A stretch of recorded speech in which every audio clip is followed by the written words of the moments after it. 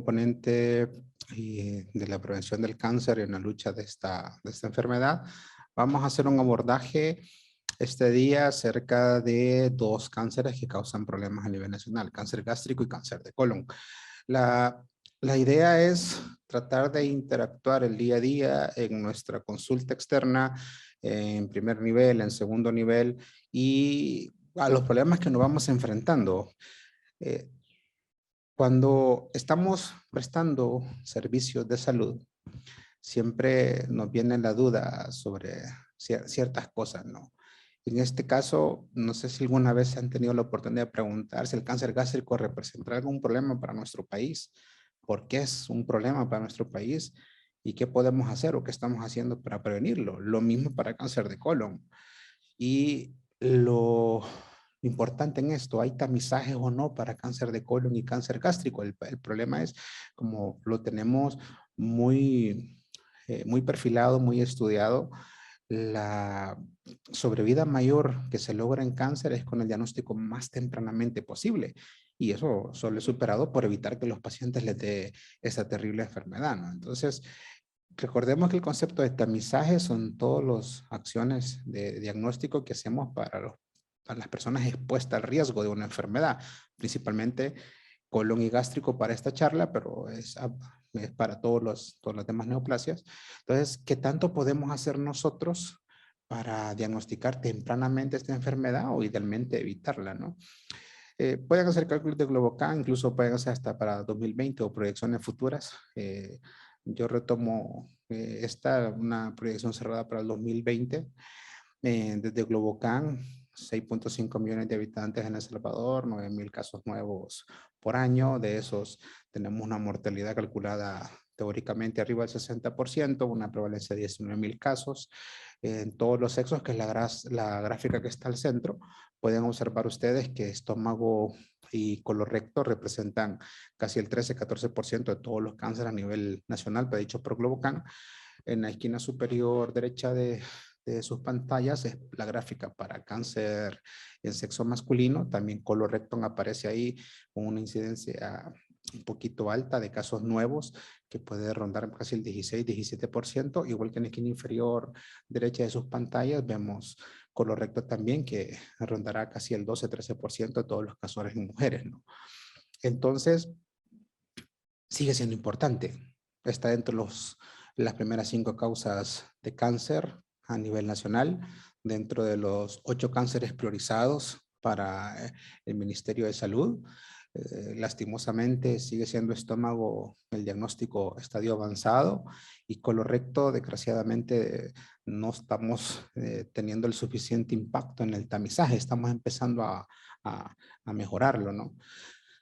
Son las tasas de mortalidades brutas en los últimos años por cáncer. Si se fijan, en 2017 tuvimos un 51.6% de tasa de mortalidad considerando todos los diagnósticos por cáncer, tanto sólidos como hematológicos. Hemos tenido una pequeña disminución al 2019.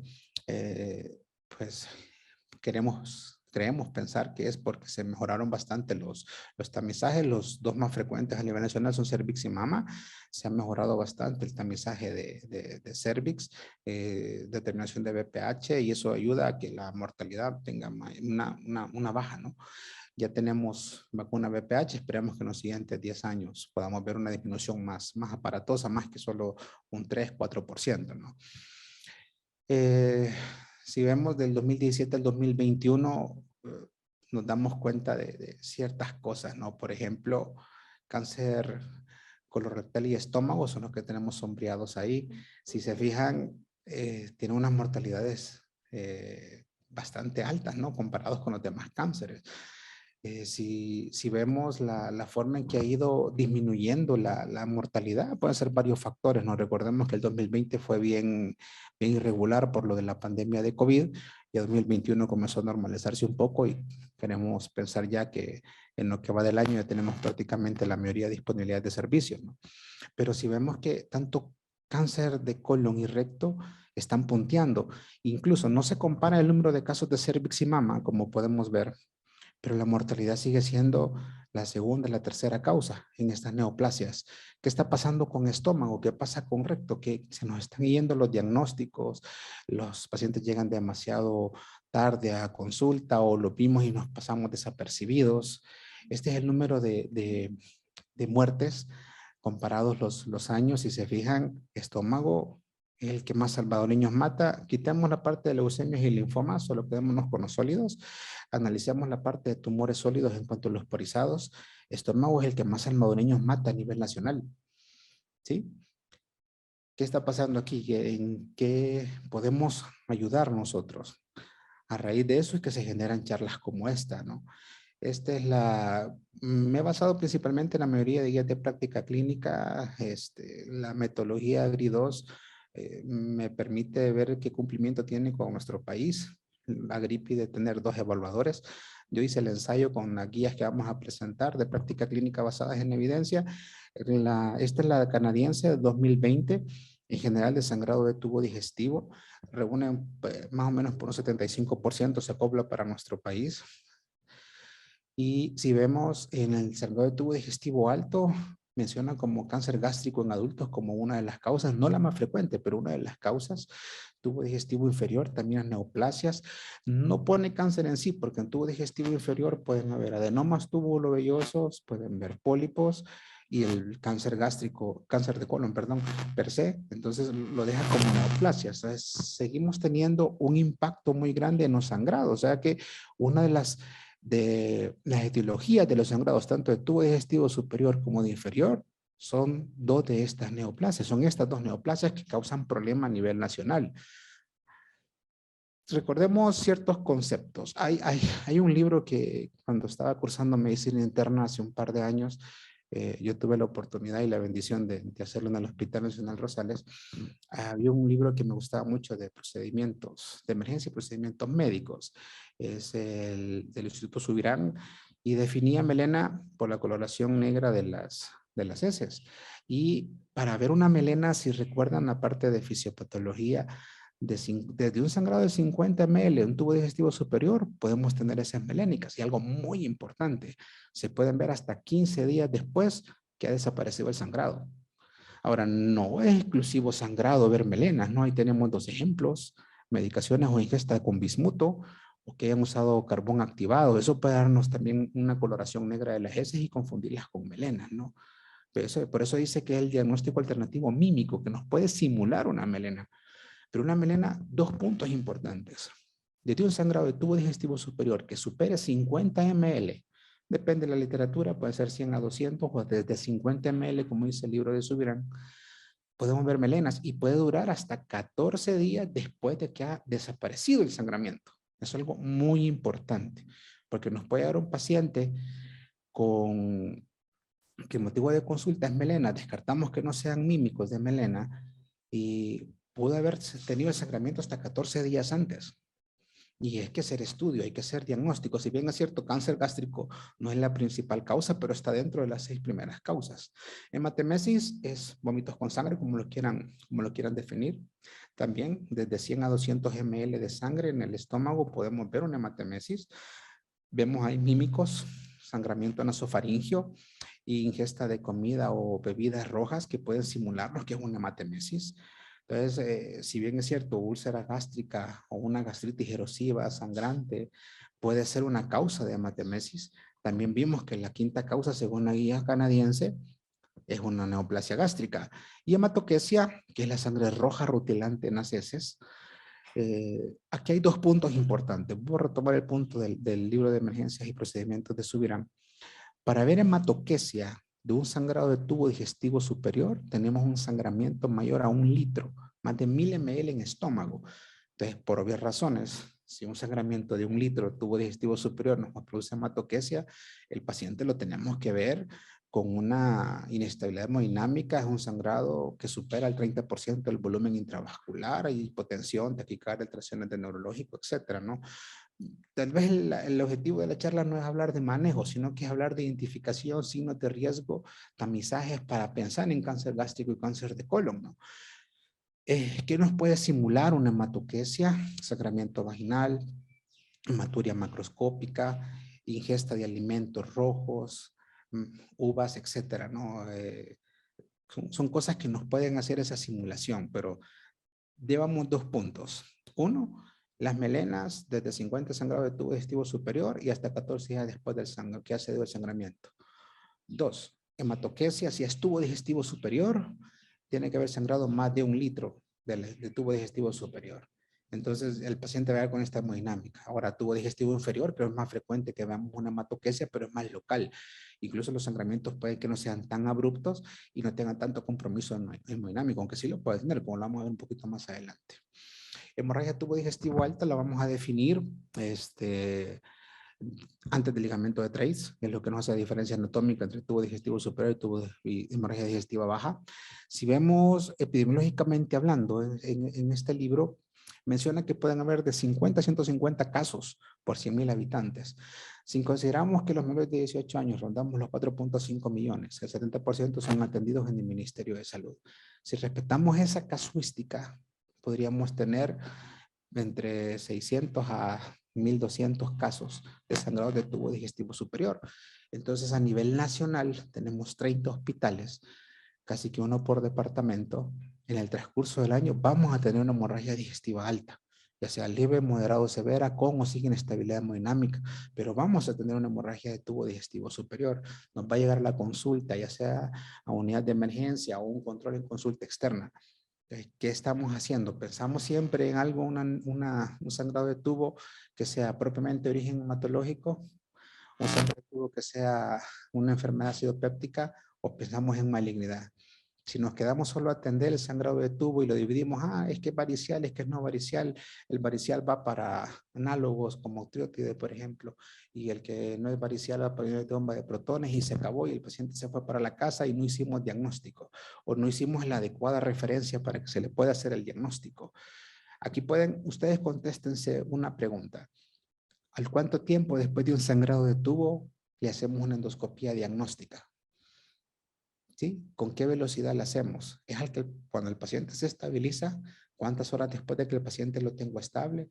¿Se la dejamos en 3 meses, en 1 mes? ¿Lo mandamos a la consulta externa? Yo entiendo perfectamente que a veces la capacidad instalada nos pasa factura y no tengo endoscopía. Pero si no tengo endoscopía en mi hospital departamental, tengo que pasarlo donde sí le puedan hacer endoscopía y hay tiempos que respetar. El origen más frecuente es úlcera péptida, estoy totalmente de acuerdo, gastroduodenal, y estoy de acuerdo en que cuando lo catalogan como no varicial usemos un inhibidor de bomba de protones. Totalmente de acuerdo, pero ¿por qué nos quedamos hasta ahí? ¿Por qué no buscamos más allá? Puede haber una laceración de Mayory Weiss, un síndrome de Lafo con malformaciones vasculares, esofagitis y neoplasias. Clínicamente, ¿qué podemos encontrar en los sangrados de tubo digestivo superior? Pues recuerdan, melenas desde 50 cc de sangramiento tubo digestivo alto y hasta 14 días después de que ha cedido el sangrado. Hematoquesia, cuando el sangramiento es más que supera 1 litro. Supera 1 litro, vamos a tener una alta inestabilidad hemodinámica, superando 1 litro. Vamos a ver hematoquesia cuando es tubo digestivo superior. Recuerden el punto de reparo anatómico, el ligamento de Treitz, todo lo que está arriba es tubo digestivo superior.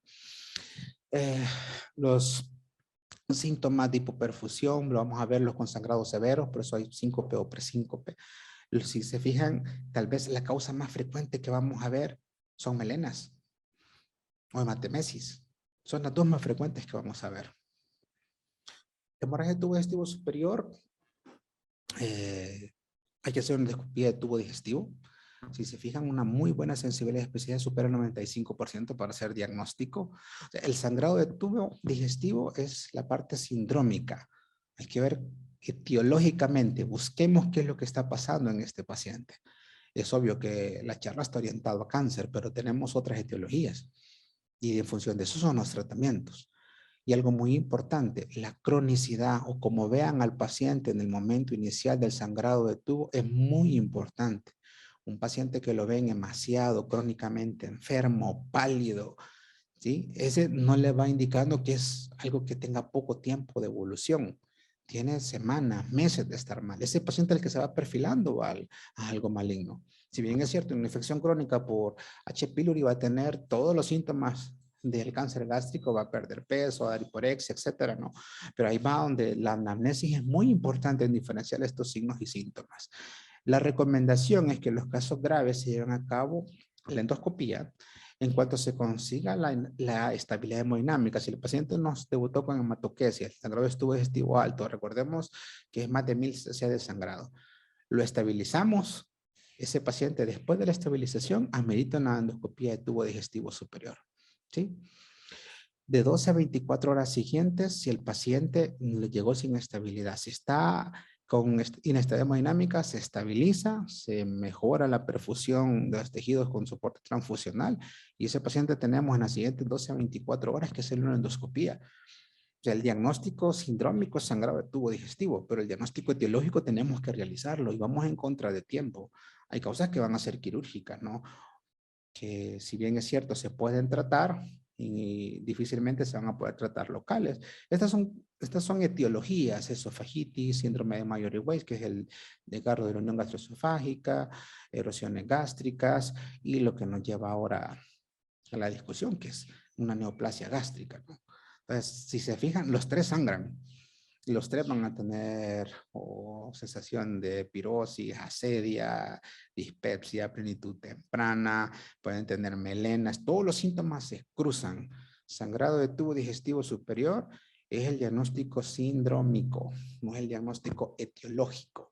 Bueno, este es el abordaje para que lo puedan hacer en su unidad de emergencia. Es obvio que un paciente con inestabilidad hemodinámica no se maneja en un centro de atención primaria. A la atención primaria nos va a llegar un paciente que está con epigastralgia y está con pérdida de peso y está con melenas. Ese paciente es el que nos va a llegar estable a una unidad de salud. Entonces, ese paciente es el que tenemos que ir perfilando y recuperarlo, verle factores de riesgo, ver si es tabaquista, si es etilista, si hay obesidad, antecedentes familiares. Hay que buscar si puede haber una causa como consumo crónico de AINES, por ejemplo, esteroides, etcétera. O si lo vemos crónicamente enfermo, si vemos factores de riesgo para cáncer, si vemos que ha perdido 60 libras en un mes, etcétera, ¿no? Son cosas que nos van a ir orientando para ver cómo movemos a este paciente. Por obvias razones, un sangrado de tubo no es de una unidad de salud. Los ecos, aunque sean especializados y tengan acceso a medicina interna, medicina familiar, va a ser muy difícil que puedan hacer todo el abordaje diagnóstico. Van a tener que hacer uso de la red para que el paciente pueda derivarse a su diagnóstico definitivo. Este es uno de los algoritmos, hay varios, como les repito, tal vez no, el objetivo no es hablar de los tratamientos, sino que de qué nos vamos a hacer pensar en que esto es bueno o es malo, ¿no? Si se fijan, algo muy importante, de las causas más comunes de hemorragia gastrointestinal alta, la malignidad no es la más frecuente, pero vean la mortalidad. El sangrado varicial tiene solo el sangrado varicial como causa etiológica, o sea, un sangrado por hipertensión portal con varices esofágicas, como causa etiológica es lo único que supera en mortalidad a las malignidades. Si se fijan, no es el más frecuente, es como el sexto, séptimo en frecuencia, pero es el segundo en mortalidad. Entonces, nos estamos quedando con el diagnóstico del sangrado de tubo, lo englobamos que ese es el diagnóstico y ese es, repito, es el sindrómico, no es el etiológico y no vamos más allá. Pensamos o menospreciamos la necesidad o la urgencia de hacer una endoscopía para sellar diagnóstico. Esta es la guía de práctica clínica para el tratamiento con Helicobacter pylori. Hay mucha información de si se puede erradicar o no se debe erradicar el Helicobacter pylori, si vale la pena, porque para países de bajos a medianos ingresos todos concluyen que la enfermedad es endémica, ¿no? O sea, el principal fómite es el agua y se han hecho varios estudios que mucha población lo tiene, unos dicen que sí hay que erradicarlo, otros dicen que no. El Colegio Americano de Gastroenterología, con esta guía de práctica clínica del 2017, pues concluyó que en los estudios epidemiológicos que encontraron para la discusión de la guía, pues se queda en adolescentes en la niñez, no sirve la serología para, o sea, IgM, IgG no nos hace diagnóstico porque lo tuvimos desde hace mucho tiempo. Diagnóstico se hace con el test de la hialuronidasa cuando es infectante, ¿no? Y en ese, que son las dos que nos hacen diagnóstico de infección activa, que nos ayudan a diagnosticar que el Helicobacter se está replicando en la mucosa gástrica. Y se concluyó que la mayoría de estudios clínicos, el OR de erradicarlo, o sea, bajamos un 58% de las posibilidades de inducir un cáncer gástrico tipo difuso por Laurin, tipo adenocarcinoma difuso por Lauren, al erradicar el Helicobacter pylori, incluso un porcentaje de los linfomas del manto gástrico, solo con erradicar el Helicobacter pylori se elimina casi hasta un 80% los linfomas gástricos. Así de importante, por eso es que el Atlas del Cáncer de la UICC menciona que uno de los cánceres vinculados a infecciones es cáncer gástrico y pone como H. pylori como una de las etiologías. No es la única, que quede claro, pero es una de las etiologías. Por eso es que han habido varios esfuerzos de hacer tamizajes con H. pylori para la erradicación. No todos han sido buenos, no es que, no quiero dejar la idea de que todos vamos a hacer endoscopía para buscar H. pylori, no es así, y es bien focalizado para el tipo de adenocarcinoma y esa clasificación difuso por Lauren. Lauren divide en difuso y en intestinal. Entonces, hay otras cosas que se vinculan también al cáncer gástrico, ¿no? Pero es importante porque muchos de nuestros pacientes nos van a llegar porque tienen infección por el Helicobacter pylori. El Helicobacter pylori va a ser la enfermedad acidopéptica, va a ser las úlceras gastroduodenales y si recuerdan es la principal causa de sangrado de tubo digestivo superior, ¿sí? Y es el que menos mortalidad tiene. Entonces, es muy importante, incluso en la misma guía les pongo aquí cuáles son las recomendaciones si el paciente es alérgico a los derivados de penicilina, porque uno de los tratamientos estándar para el H. pylori y la erradicación del H. pylori es amoxicilina. Incluso ahora me llamó mucho la atención que a pesar de que casi todos los protocolos lo tienen, la guía de práctica clínica pone el que menos resistencia tiene, el H. pylori. Entonces recomiendan triple y cuádruple terapia. Entonces ahí después creo que les podemos compartir la información para que revisen y vean cuál es el primer escoge de tratamiento. No todos se combinan con un de bomba de protones. Entonces, mensaje de esta guía de práctica clínica, el H. pylori puede ayudar, puede bajar el riesgo de infección de progresión a un cáncer gástrico, principalmente este riesgo está implicado en los que tienen metaplasia gástrica. Pacientes que tienen metaplasia gástrica son los que si tienen infección por el Helicobacter pylori podrían terminar haciendo un adenocarcinoma gástrico de este tipo, difuso por Lauren. Entonces es importante tocar lo del H. pylori porque es una de las principales vinculaciones a la enfermedad acidopéptica y las úlceras gastroduodenales, ¿verdad? Entonces vimos que el sangrado de tubo, el más frecuente causa es la úlcera gastroduodenal.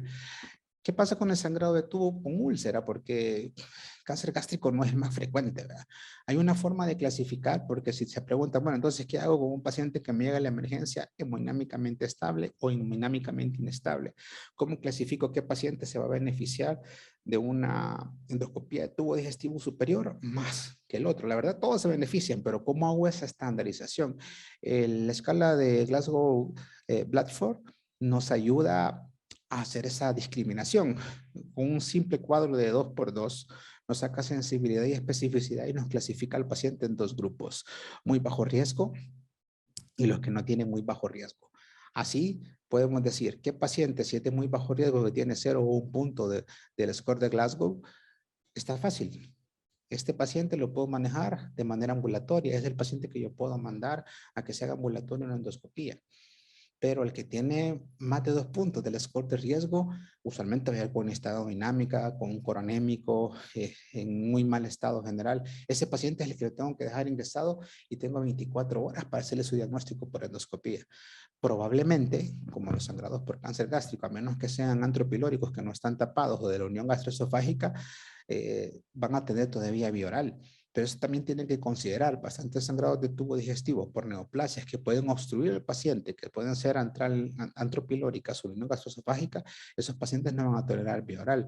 También tienen que ver esa integración de la clínica de un paciente de una enfermedad crónica obstructiva gástrica con lo que estoy viendo con el síndrome de sangrado de tubo digestivo. Hasta el momento los lineamientos vigentes, esperamos dentro de poco tener las actualizaciones.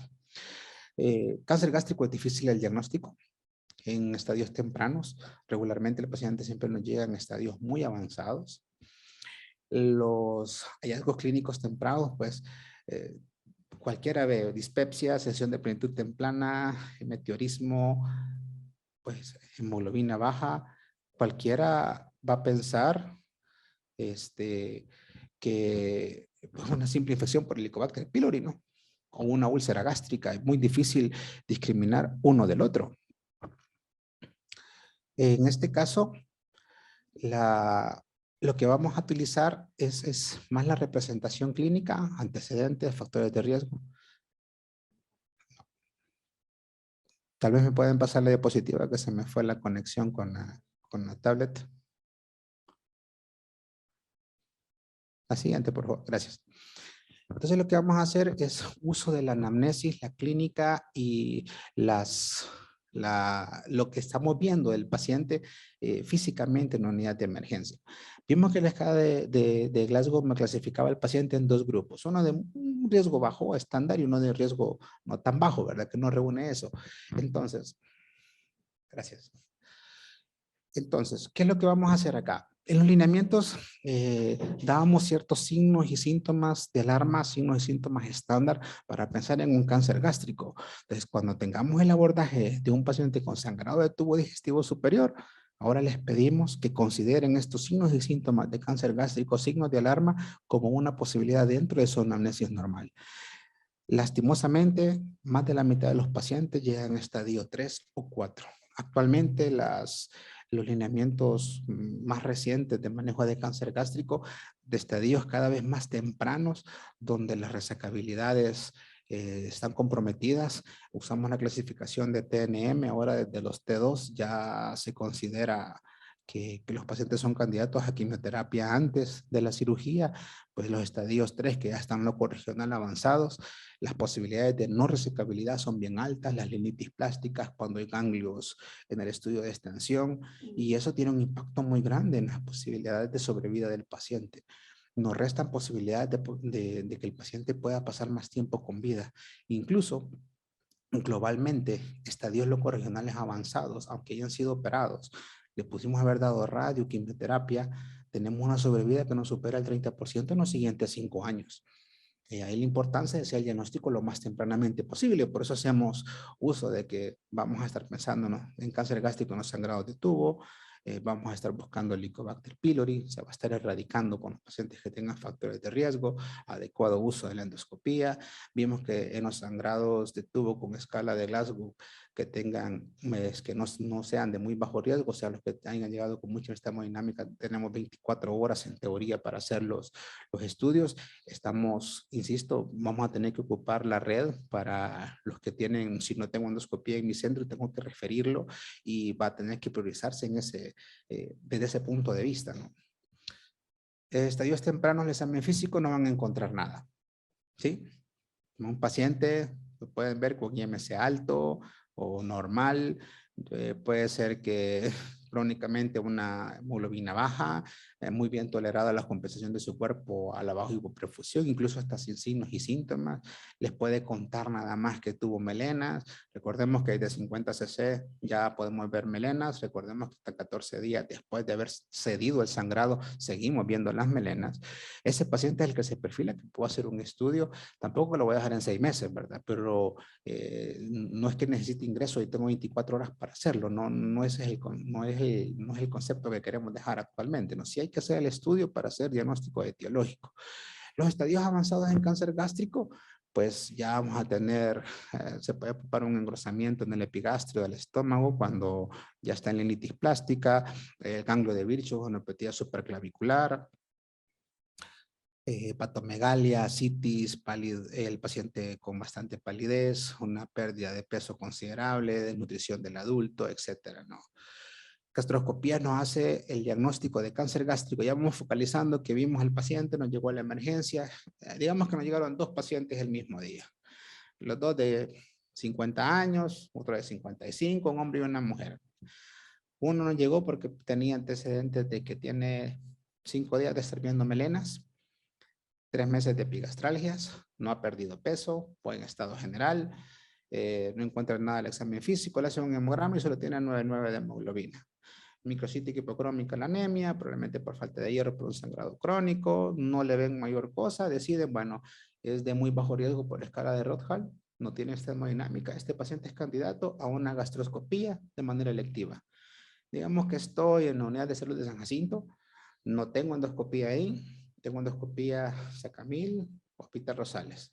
Bueno, le doy la referencia, digamos que el paciente es de Mexicanos, andaba paseando en San Jacinto y lo mandé para el hospital Sacamil, a una endoscopía le pongo, paciente con melenas, sangrado de tubo digestivo superior, sin hemodinámica, con muy bajo riesgo.